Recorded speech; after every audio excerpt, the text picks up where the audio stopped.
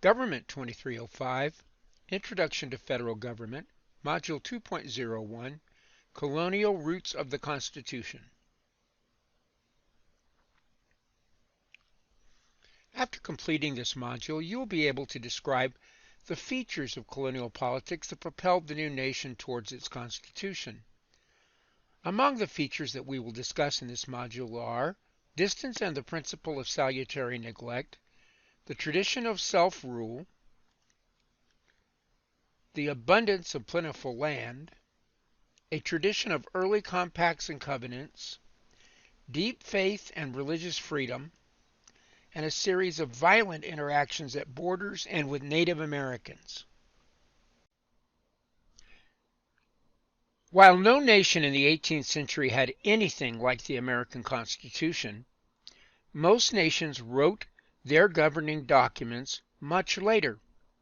But the Constitution set out the rules and the structure of government up front.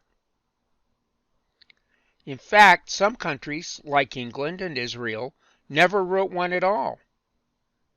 That's not to say these countries don't have documents that set out rules and structure for their government. In fact, go to England and ask to see the Constitution, and you'll be pointed to several documents that serve as the Constitution without saying Constitution. Not one of them has the official title of Constitution on it. But the American Constitution didn't appear out of nowhere.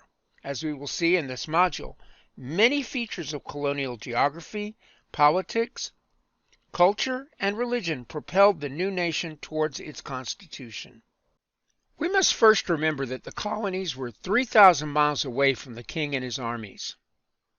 Just look at the map on the left.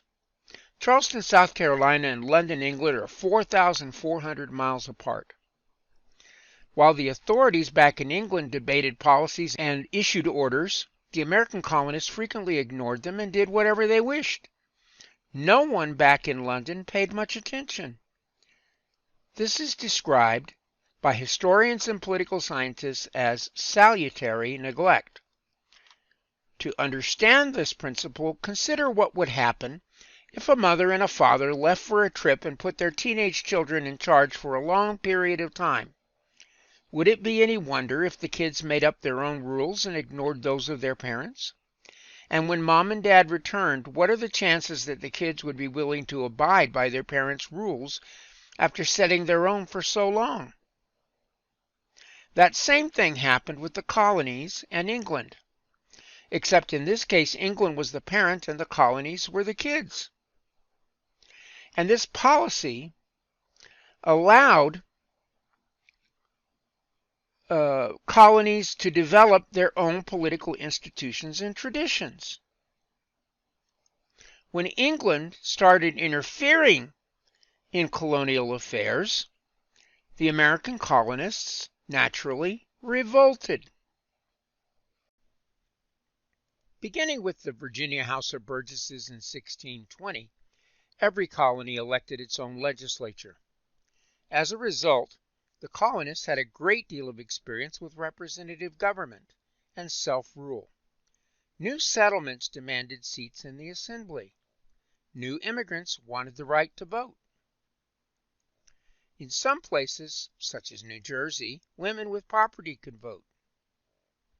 Americans grew up arguing about representation, and that prepared them for the debate over the Constitution. Plentiful land created opportunities for ordinary people, not just noble lords who inherited and controlled most of the land in Europe. But early America was not an equal society. There were aristocratic families and slaves, prosperous merchants and indentured servants, but the standards of the time, the New World was a land of relatively high social mobility. Remember the American dream? Bottom line, economic conditions fostered the desire for a republic rather than a monarchy or a direct democracy. Some colonies began with mutual agreements between the settlers known as compacts or covenants. The Pilgrims who landed in Massachusetts in 1620 introduced the idea. Before they went ashore, all 41 adult males signed a mutual agreement known as the Mayflower Compact, named after their vessel, the Mayflower. In most nations, the right to rule stretched back through history. In contrast, the individuals on the Mayflower formed a new society based on their mutual agreement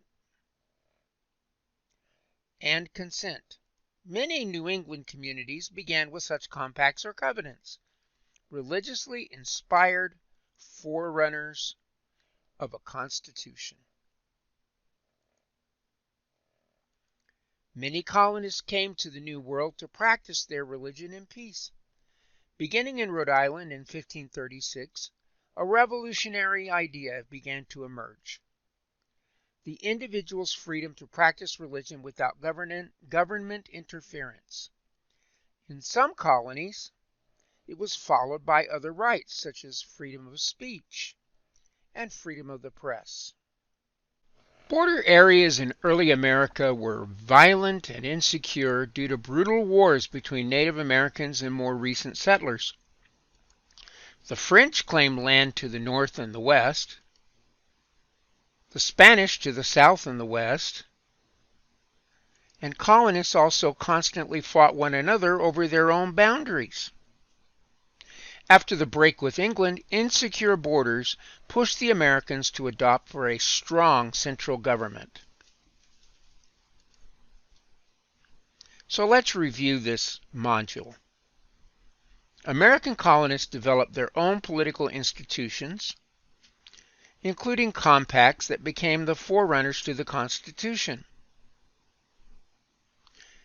Several features of colonial politics propelled our new nation towards its unique constitution. First, geographic distance and rich natural resources allowed for the colonies to develop without nurturing or coddling from Mother Britain. Second, American colonists had a long-standing tradition of self-governance going back to the first Virginia House of Burgesses in 1620. Third, the availability of plentiful land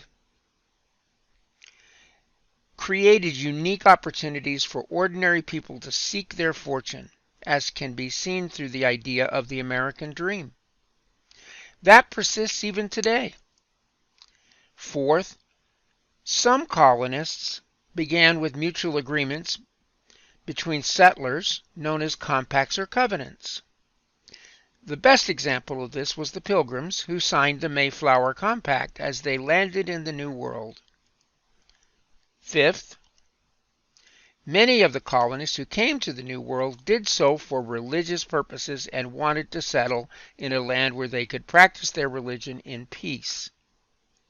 And lastly, border areas in early America were violent and insecure due to violent wars between Native Americans and settlers.